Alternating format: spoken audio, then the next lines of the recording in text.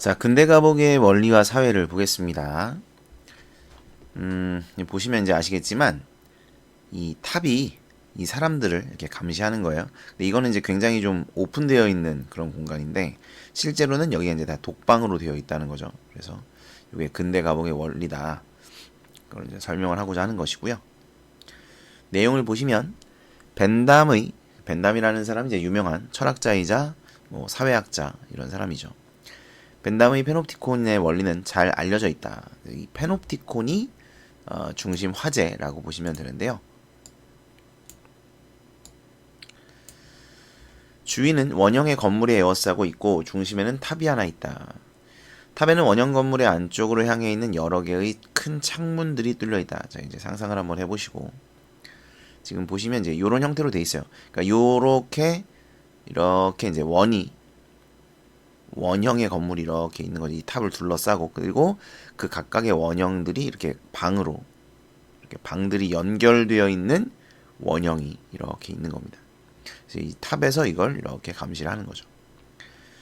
보시면 원형 건물의 안쪽으로 향해 있는 여러 개의 창문이 있고 주위의 건물은 독방들로 나누어져 있고 그렇죠?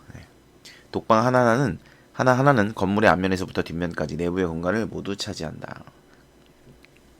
독방에는 두 개의 창문이 있는데 하나는 안쪽을 향하여 탑의 창문과 마주하는 위치에 나 있고 다른 하나는 바깥쪽에 있어서 빛이 독방의 구석구석 스며들 수 있다. 네, 짠. 자, 갖고 와봤어요. 여러분 이제 글만 보고는 좀 이해가 안 되실 수도 있어서 밑에 사실 그림이 나오긴 나오는데 좀 이제 옛날 그림이라 이런 식으로 돼 있는 거죠. 이런 식으로.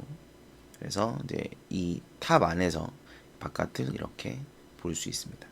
근데 사실 정확히 이건 아닌 게 여기선 지금 여기서 빛을 쏘고 있죠. 근데 그 글에서는 뭐라고 이야기를 하냐면 창문이 두 개가 있고 하나는 안쪽을 향해서 그러니까 탑의 창문과 마주하는 그러니까 이쪽으로 이제 돼 있는 창문이고 또 하나는 바깥쪽에 있어요.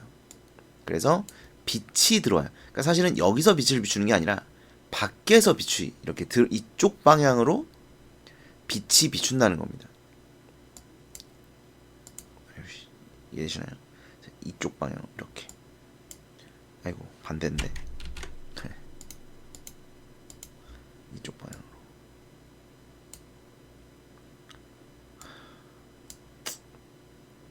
이렇게. 좀 돼봐. 자, 그래서 이쪽 방향에서 이제 이렇게 빛이 비춰온다는 거고요. 그래서 이게 역광이기 때문에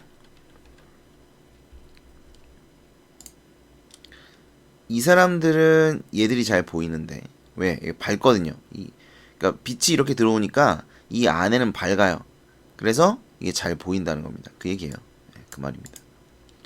그러니까 다른 하나가 바깥쪽에 있어서 빛이 독방에 구석구석 스며들 수 있다. 이 얘기예요. 그러니까 바깥쪽, 그러니까 이쪽에 이게 방이면 이렇게 방이 있으면 이쪽에 창문이 있다는 거예요.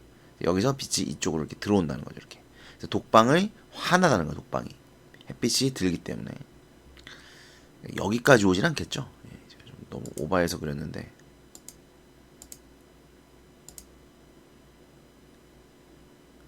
이제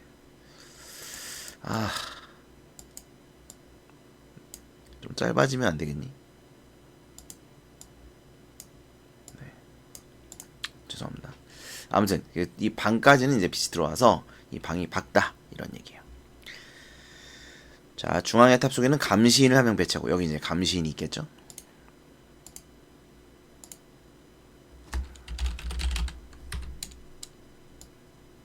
감시인이 여기 이렇게 있고 독방 안에는 광인 미친 사람.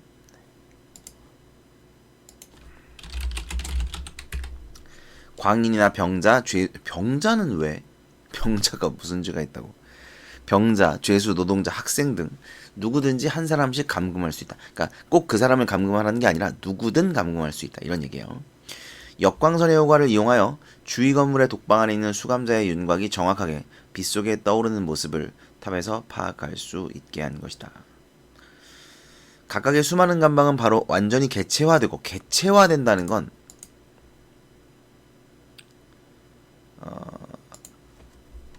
하나하나로 쪼개어진다. 이런 의미예요. 이제 이게 전체가 아니라 보시면 이 방들이 있잖아요. 이게 이런 전체 건물 이런 느낌이 아니라 하나 이런 개별적인 것들로 된다. 이게 개체화입니다. 하나하나로 쪼개진다. 개체 이렇게 개체화되고 항상 밖의 시선에 노출되어 있어서 마치 한 사람의 배우가 연기하고 있는 수많은 작은 무대들이 나열된 것과 같다. 자, 여기서 왜 배우가 연기하고 있다라고 표현을 하는 거냐면 배우의 연기는 다른 사람들이 보고 있잖아요. 그죠? 누군가가 보고 있어.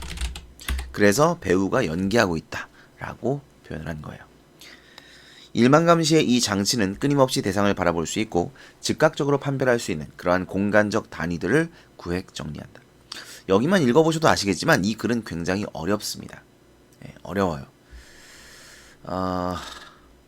이게 이제 원문은 미셸 푸코가 쓰셨고 아마 글 마지막에 가면 이걸 누가 번역했는지가 나올 텐데 사실 일반 국어 교과서와는 다르게 이 독서 교과서에 실리는 글들은 그냥 번역문을 그대로 갖고 와서 실어놨습니다.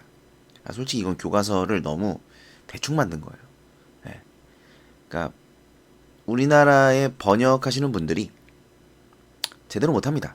물론 다는 아니에요. 다는 아니지만 이상하게 번역하시는 분들이 많아요. 그래서 뒤에 가면 나올 텐데 이게 무슨 소린가? 한글이고 우리말인데 읽어도 이해가 안 돼요. 심지어 나도 그런데 학생들은 오죽할까? 갑자기 화가 나네요. 좀 독서 교과서가 너무 개떡같이 돼 있어요. 번역된 글을 그대로 실어놓으니까 학생들이 이해할 수가 없죠. 심지어 어떤 경우는 선생님들도 이해를 제대로 못해서 이제 잘못 설명하거나 뭐 그런 경우들도 있어요. 심지어 엊그저께 제가 보라고 어떤 학생이 와가지고 뭘 이제 수업을 해줬는데 뭐가 이해가 잘 안 될 것 같아. 분명히 이 학교에서도 분명히 이거를 좀 이해를 잘 못할 것 같아. 그래서 선생님한테 이거 물어보라 그랬어요. 내가 볼 땐 이게 이런 뜻인데 선생님이 어떻게 파악하시는지를 물어봐라. 왜냐면 학교 내신은 선생님이 생각하시는 대로 낼 테니까 물어보라 그랬죠. 그랬더니 선생님이 자기도 모른다 그랬대요. 그러니까 좀 무책임하기도 하지만 그러니까 사실 그 정도로 글이 별로란 얘기예요. 글이. 그래서 이렇게 만들면 안 되는데 아무튼 죄송합니다. 딴소리해서. 아무튼 그래서 이게 지금 이거는 지금 양반이고 뒤에 가면 진짜 말도 안 되게 어렵게 써놨어요. 번역한 걸 그대로 써놔서 그런지 정리를 좀 이렇게 설명을 하면서 갈 건데 여러분이 설명을 최대한 좀 세세하고 자세하게 써주시고 세세하게 이해하려고 노력을 하셔야 합니다. 좀 말이 어려워요. 그리고 제가 설명한 거는 이제 제가 해석하는 글의 내용 이게 맞는데 당연히 이게 맞는데 간혹 이제 학교에서는 다르게 이해하거나 다르게 해석하거나 하시는 경우들이 있어요. 그래서 그런 부분들은 좀 확인을 하셔야 됩니다. 학교 필기를 꼭 확인하시고 학교 선생님이 어떻게 이걸 가르치시는지를 다시 한번 확인하시기 바랍니다. 일단 이해는 이 글을 이제 보면서 이 영상을 보시면서 이해를 하시되 학교의 필기를 꼭 확인을 하시기를 당부를 드립니다. 자, 그 다음 글을 보시면 요컨대는 중요하죠. 요약하는 거죠. 이게 요약하건대를 줄임말이에요. 요컨대가 왜 중요하냐면 요약하건대의 줄임말이라서 당연히 요약이 돼 있겠죠. 그러니까 중요하지. 요컨대 이곳에서는 지하 감옥의 원리가 뒤바뀌어 있다. 자, 지하 감옥은 이제 우리가 지금 얘기하는 그 감옥이 아닙니다. 지하 감옥의 원리는 뒤바뀌어 있다. 자, 지하 감옥에 세 가지의 기능이 있어요. 세 가지의 기능이 있는데 바로 감금, 차단, 비차단, 그리고 숨김 기능. 지하에 있으니까 다른 사람들한테 안 보이겠죠. 그런데 첫 번째만 남겨놓고 뒤에 두 가지를 없애버린 형태. 이게 바로 뭐예요? 페놉티콘의 특성. 팀콘. 페놉티콘의 특성입니다. 그래서 감금만 하는 거예요. 빛을 차단하지 않아요. 아까 얘기했죠. 빛이 들어온다고. 그리고 숨겨두지도 않아요. 잘 보이게 둡니다. 이런 게 페놉티콘의 특성이란 얘기예요. 그 다음 보시면 일반 감시 감옥에서는 충분한 빛과 감시자의 시선이 지하 감옥에서 보호구실을 하던 어둠의 상태보다 훨씬 수월하게 상대를 포착할 수 있게 한다. 여기서 상대는 감시를 당하는 사람. 피감시자. 감시를 당하는 사람이죠. 그 다음 봅시다.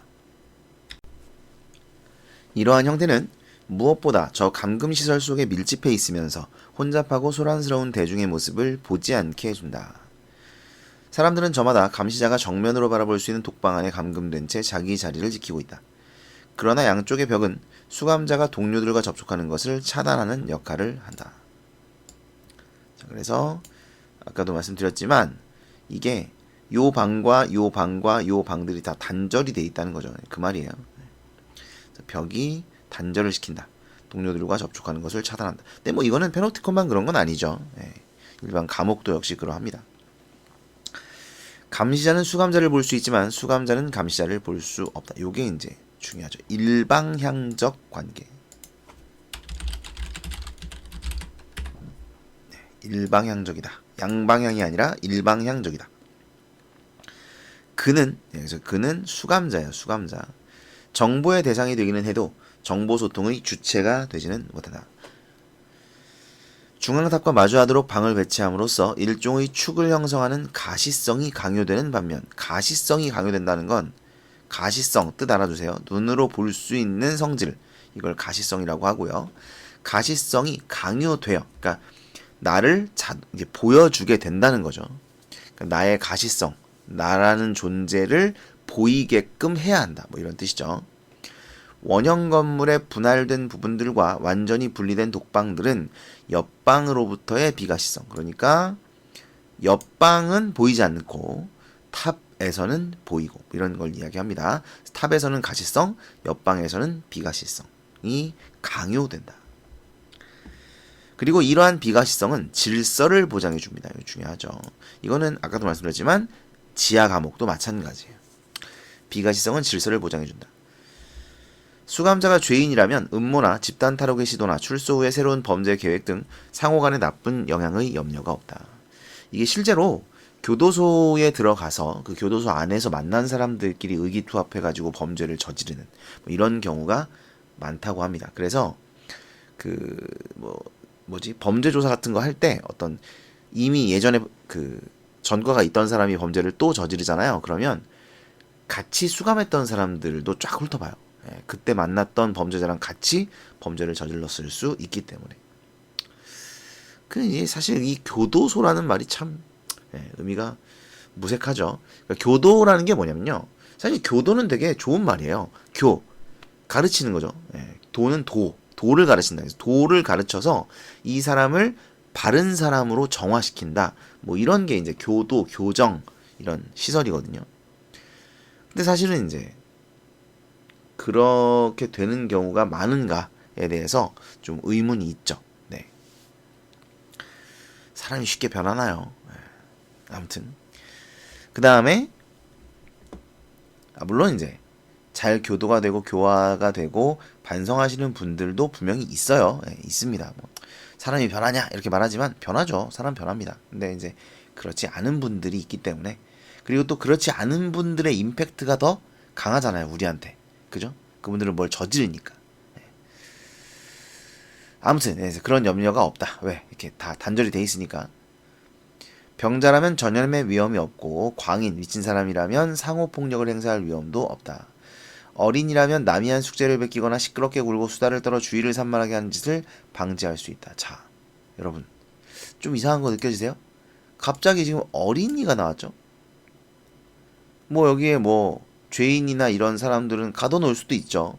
병자도 우리가 저기 하니까 격리하잖아요, 그죠? 물론 이제 근데 이거 광인, 미친 사람, 이제 정신병원 같은 데 가면 역시 격리를 하기도 합니다. 근데 어린이를 우리가 감금하진 않잖아요, 그죠? 그러니까 이건 뭐냐면, 그 밑에 보면 또 노동자가 나오거든요. 노동자를 여기다 이렇게 감금하면 안 되겠죠.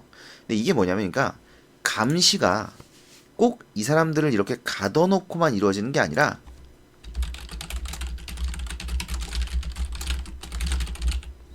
일상에서도 이루어질 수 있음을 의미해요. 다시 말하면 이 페놉티콘의 원리가 일상에도 적용될 수 있음을 말하는 거예요. 아시겠죠? 이거 좀 중요하거든요. 그러니까 왜 갑자기 어린이가 나오고 노동자가 나오고 얘들을 왜 감시하고 왜 가둬놓겠어? 라고 그러니까 왜 가둬놓겠냐라고 생각할 수 있지만 감시의 대상이 될 수는 있죠. 여러분도 감시의 대상이 되기도 하죠? CCTV가 언제나 여러분을 지켜보고 있어요. 물론 이제 학교 안에는 잘 없지만. 그 다음 보면 그래서 어린이라면 남이 한 숙제를 베끼거나 시끄럽게 굴고 수다를 떨어 주위를 산만하게 하는 짓을 방지할 수 있고, 노동자라면 구타, 절도, 공모의 위험을 막아주고, 작업 지연이나 불안전한 마감 작업, 우발적 사고가 발생할 부주의한 일도 일어나지 않을 수 있다. 밀집한 군중, 다양한 교환이 이루어지는 장소, 집단적 효과로서 혼합되는 개인들, 이러한 군중 형태가 소멸되고, 자 그러니까 뭔가 이렇게 사람들이 모여서 뭔가 하는 거를 막는다는 거예요. 아시겠죠? 군중 형태가 소멸된다. 뭐 여러 가지 이제 대신 분리된 개인들의 집합이 들어선다. 간수에게는 군중 대신 숫자를 헤아릴 수 있고 통제가 가능한 개인들로 바뀐 것이고, 주의수에게는 격리되고 주시되는 고립된 상태로 대체된 것이다.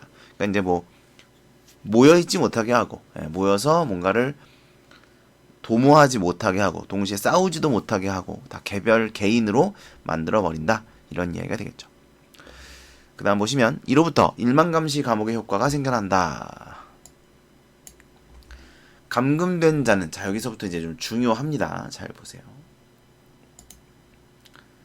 감금된 자는 권력의 자동적 기능을 보장해주는 가식성의 지속적이고 의식적 상태로 이끌려 들어간다. 여기부터 이제 말이 어려워요. 자, 감금된 사람은 자동적인 기능을 보장해주는 가시성의 지속적이고 의식적 상태로 이끌려 들어간다라고 돼 있는데, 이게 무슨 말이냐면 일단 자동적으로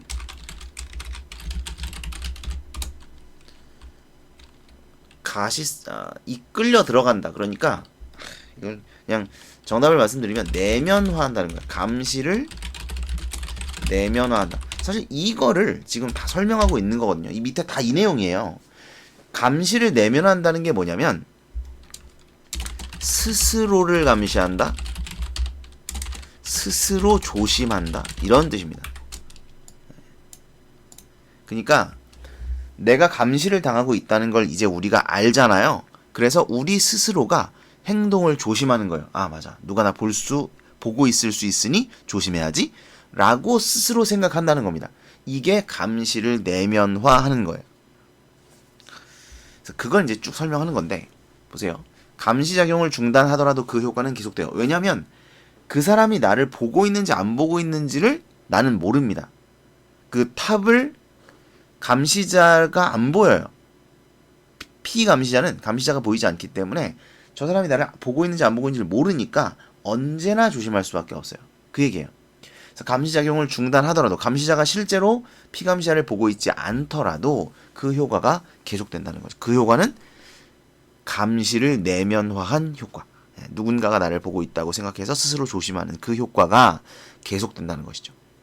권력의 완성이 그 행사의 현실성을 점차 약화시킨다. 이게 무슨 개소리일까요? 권력의 완성이 그 행사의 현실성, 이게 무슨 말이야? 그 행사, 감시를 말하고요.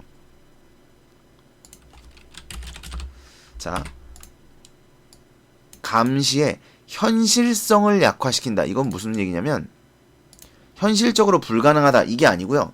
그게 아니라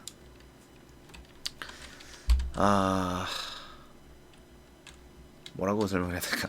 보고 있지 않아도 감시당함. 그러니까 감시를 하지 않아도 감시를 당하게 된다. 그러니까 현실적으로는 원래 이렇게 감시를 해야만 감시를 당하잖아요. 근데 감시를 하지 않아도 감시를 당하게 되는 이런 비현실적인 일이 일어난다. 뭐 이렇게 해석을 하시면 돼요. 현실성이 약화된다. 감시를 하지 않아도 감시를 당하게 된다. 이런 말입니다. 이해되셨나요? 다시. 현실성을 점차 약화시킨다. 현실적이라는 건 감시를 해야 감시를 당하는 것이 현실적인 건데 감시를 하지 않아도 감시를 당하게 되는 이런 비현실적인 일이 일어난다. 이렇게 해석을 하시면 됩니다. 이러한 건축적 장치는 권력을 행사하는 사람과 상관없이 어떤 권력 관계를 새로 만들고 이를 유지하는 기계 장치가 된다. 여기서 말하는 권력 관계는 감시자와 피감시자. 요컨대 수감자는 이게 제일 중요합니다. 스스로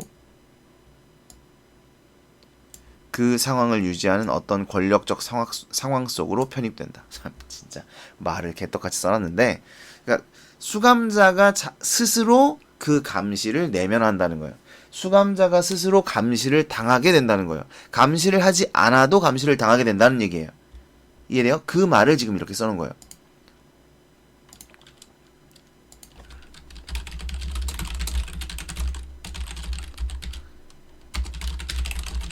그러니까 똑같은 얘기죠 지금. 그러니까 제가 얘기했잖아요. 이게 똑같은 얘기라고. 여기서부터 다 똑같은 얘기예요. 자동적으로 감시를 내면한다. 스스로를 감시한다. 스스로 조심한다. 감시를 하지 않아도 감시를 당하게 된다. 다 똑같은 얘기입니다. 똑같은 얘기. 그래서 이것을 이제 권력관계라고 이야기를 하는 거고요. 그 다음 보시면 일망감시 과목의 구조는 봄과 보임의 결합을 분리한다.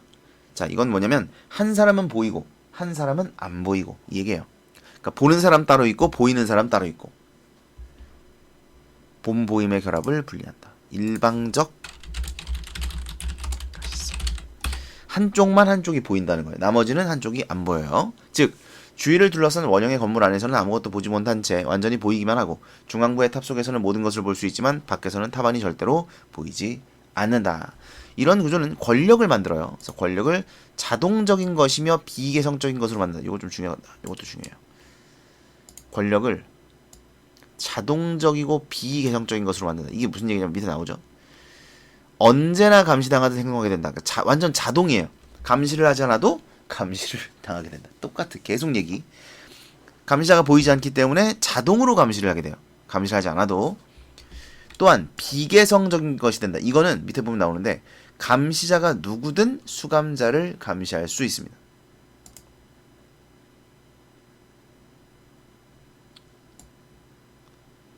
근데 여기는 이렇게만 나와 있는데 사실 이것도 가능해요.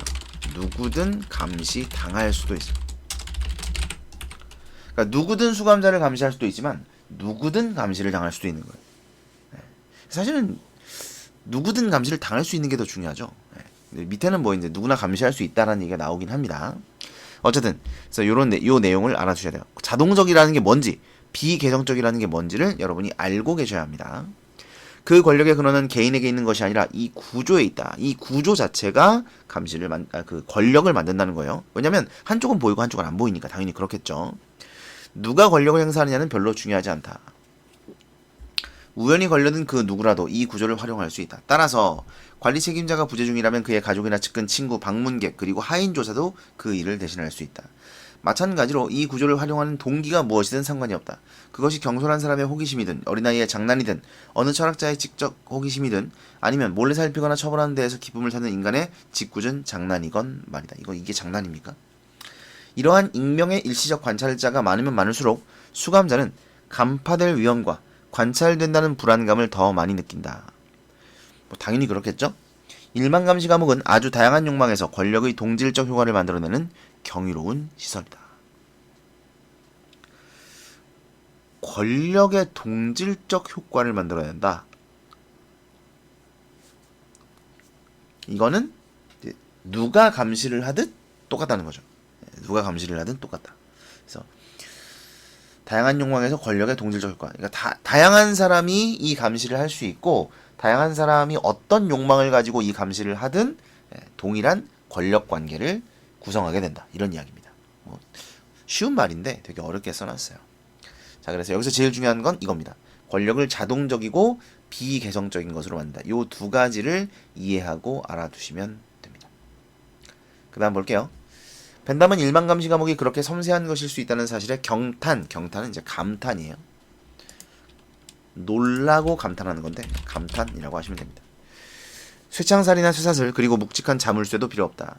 단지 구분을 명확히 하고 출입구를 잘 배치하기만 하면 된다. 성과 요새 형태의 건축으로 된 육중한 옛날 감옥 대신 단순하고 경제적 기하학적 구도에 빈틈없는 감옥이 들어선 것이다.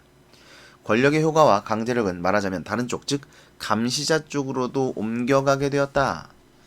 또 같은 얘기인데요. 또 같은 얘기. 권력의 효과와 강제력이 감시자 쪽으로도 옮겨갔다. 이게 무슨 말이냐? 그 밑에 나와요.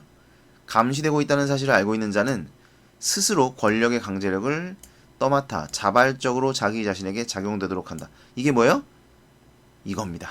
내면화. 그러니까 똑같은 얘기예요. 이거 또 나왔어요. 이 얘기예요. 이겁니다. 자동적으로 감시를 내면한다. 스스로 감시한다. 스스로 조심한다. 이겁니다. 감시의 내면화를 이야기하는 거예요.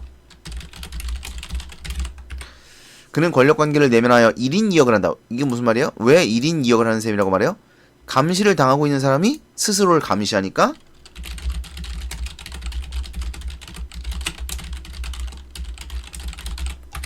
감시자인 동시에 피감시자다. 이런 말인 거죠. 그는 스스로 예속화된다. 내면화되고 스스로 구속된다. 이런 얘기예요. 바로 이런 사실 때문에 외부의 권력은 물리적 무게를 덜 수 있고, 자, 그러니까 감시하는 사람은 어때요? 감시하는 사람은 저 감시자가, 그러니까 피감시자가 처음에는 뭐 이렇게 지멋대로 행동을 했을 수 있겠죠. 그런데 시간이 지나고 지날수록 감시를 내면화해서 스스로가 스스로를 감시하게 되면 정작 감시자가 보고 있지 않아도 된단 말이에요. 부담이 줄어든다는 거죠. 감시 안 해도 돼. 지들이 알아서 조심할 거야. 라고 생각을 하게 된다는 얘기입니다. 그래서 물리적 무게를 덜 수 있고 형태가 희미해진다. 이런 말이에요. 권력이 한계 지점에 가까워질수록 그 효과는 더 지속적이고 깊어지며 단 한 번에 획득되고 끝없이 갱신된다. 자, 이거 좀 중요한데. 권력이 한계 지점에 가까워질수록, 그러니까 이제 강해질수록이죠. 효과는 지속적이고 깊어지고 단 한 번에 획득되고 끊임없이 갱신된다. 자, 이게 바로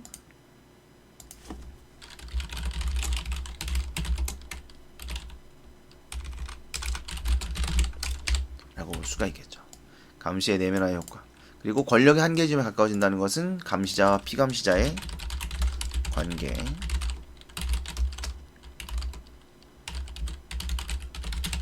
계속될수록 깊어질수록 정도로 해석을 할 수 있습니다. 즉 권력은 모든 물리적 충돌을 피하고 늘 앞서서 승리한다. 그렇죠? 권력은, 다시 말하면 감시자는 내비두면 지가 알아서 패배해 주니까요. 이 얘기예요. 피감시자가 알아서 조심하니까. 그래서 감시자는 승리할 수밖에 없죠. 일반 감시 과목의 기능은 일반화될 수 있는 모델이다. 자, 이것도 중요합니다. 이 시설은 인간의 일상생활과 권력의 관계를 규정하는 하나의 방식과 같다. 일반 감시 과목의 구조는 오늘날에도 여러가지 변형을 만들어내고 있다. 이는 2세기 동안, 200년이죠. 200년 동안 그 시설에 대한 상상의 강렬함이 어느 정도였는지를 말해준다. 자, 그러니까 벤담이 처음 이걸 이제 고안해내고 나서 200년이 흘렀는데 그 200년 동안 이것이 많은 이제 변화, 적용되어 왔다. 뭐 이런 얘기겠죠. 그러나 이 시설을 일종의 몽상적 건물로 이해해서는 안 된다. 이것도 중요합니다. 무슨 말이에요? 실제 가능하다는 거죠. 네, 실제 가능하다. 몽상적, 상상 속에만 있는 그런 건물이 아니라는 겁니다. 그것은 이상적 형태로 압축된 어떤 권력체제의 구조이고 어떤 저항도 받지 않고 행해지는 그 기능이야말로 단순화된 건축적이고 시각적인 체계이다. 그러니까 실질적으로 나타날 수 있는 체계다. 이런 얘기예요. 사실 그것은 보편적으로 활용할 수 있고 또한 그렇게 해야 하는 정치 기술의 형태다. 이 일반 감시 과목이 나오면 시험에 대체로 이제 그 CCTV 얘기가 나옵니다. 그러니까 CCTV가 정확히 이거와 일치하는 게 CCTV를 보는 사람은 CCTV에 찍히는 사람을 볼 수 있지만 CCTV에 찍히는 사람은 CCTV를 보는 사람을 볼 수 없죠. 일방향적이죠. 일방향적으로 가시성과 비가시성이 성립되고 이것이 권력을 가져온다는 거고요. 또 그 CCTV를 통해서 우리를 감시하는데 그 감시가 지금 이루어지고 있는지 아닌지를 우리가 확인할 수 있는 방법이 없어요. 그렇기 때문에 스스로 조심하게 됩니다. 네. 그 다음 이것은 정해진 공간에서 일정한 수의 인간을 감시해야 하는 모든 시설에 적용할 수 있다. 여기 보시면 예시 CCTV 나오죠. 네. 이 구조가 적용되는 모든 것은 여러가지 방식으로 권력을 완전하게 행사할 수 있다. 왜냐하면 우선 그 구조는 권력 행사 대상의 수요를 증가시키면서 권력 행사하는 측의 수요는 줄일 수 있다. 그러니까 권력 행사 대상, 감시를 받는 사람, 권력을 행사하는 측의 수요는 줄일 수 있다. 감시를 하는 사람. 굉장히 효율적이라는 거죠. 감시를 피감시자,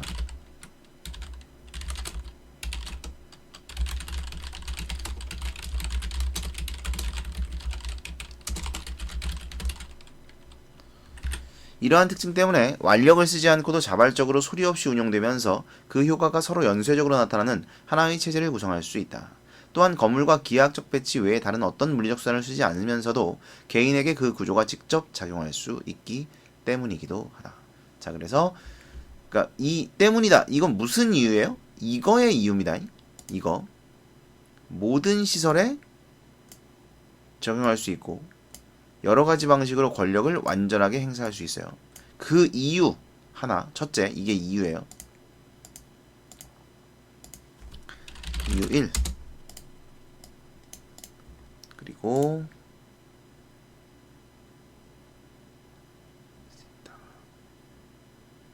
요게 이유 2가 되죠.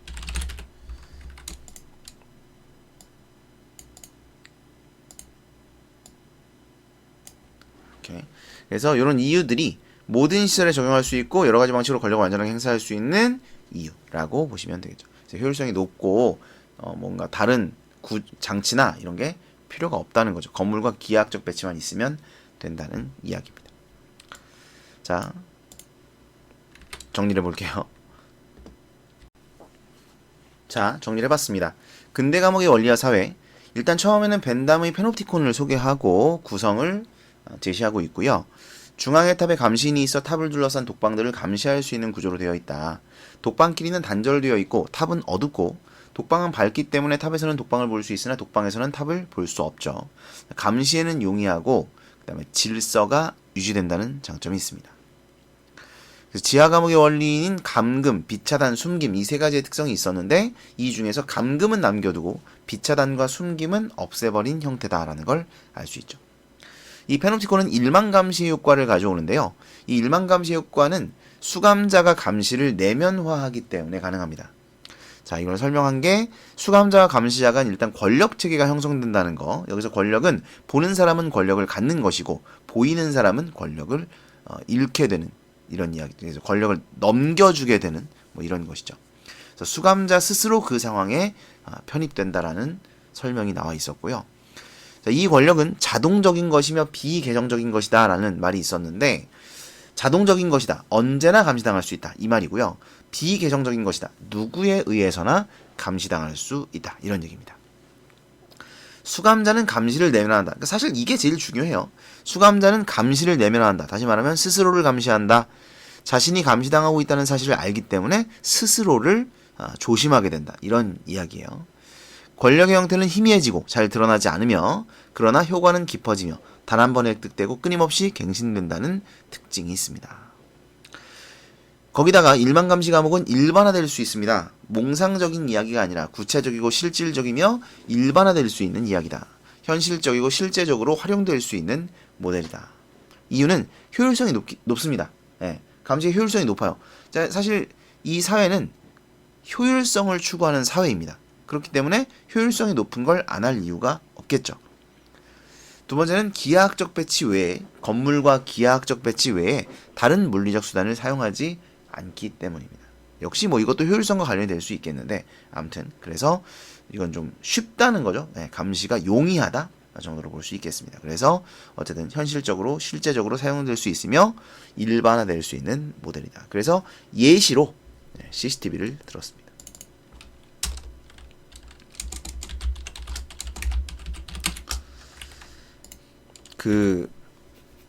이건 좀 다른 얘기인데 유령이라는 드라마가 있었어요. 소지섭 씨랑